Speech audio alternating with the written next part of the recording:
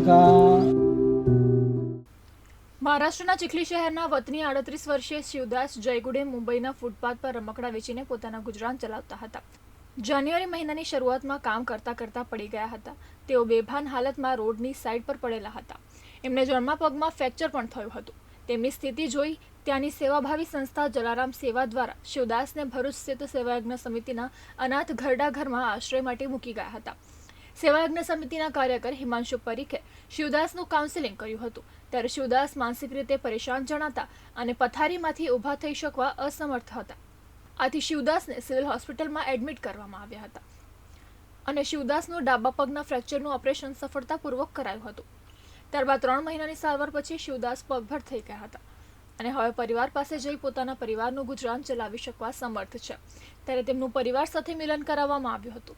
સેવાયજ્ઞ સમિતિના આ ઉમદા કાર્ય બદલ શિવદાસની પત્ની અને તેના બાળકોએ સેવાયજ્ઞ સમિતિનો આભાર વ્યક્ત કર્યો હતો. આ માણસ છે ને મુંબઈમાં પોતાનું ગુજરાન ચલાવવા માટે ત્યાં ફૂટપાથ પર રમકડા વેચીને એ કરતા હતા. એના પડી જવાથી એને પછી કેવું કે પગમાં ફ્રેક્ચર થયું એને ખ્યાલ આવ્યો એટલે ત્યાંના પોલીસ અને સેવાભાવી સંસ્થાઓએ એનો અમારો કોન્ટેક્ટ કરીને અહીં આશ્રય માટે મૂકી ગયા હતા અને ત્યાર પછી અમે એની આ છેલ્લા 3 મહિનાથી સેવા કરી રહ્યા છીએ. એટલે भाई का प्यार दिया, कोई ने माँ का प्यार दिया, पिताजी का प्यार दिया, किसी ने दोस्त का प्यार दिया, सबने मिलजुल के मेरे साथ में रहे. लेकिन हमारे साहब जी वो है कि जिनकी मन में भी पूजा किए जाए उतनी बहुत कम है, क्योंकि उन्होंने मेरे लिए इतना किया कि मैं सोच भी नहीं सकता था. और मैं अकेला नहीं हूँ, ऐसे बहुत कुछ सारे लोग यहाँ है, यहाँ थे और यहाँ आते रहे. उनके लिए साहब जी बहुत कुछ करते हैं.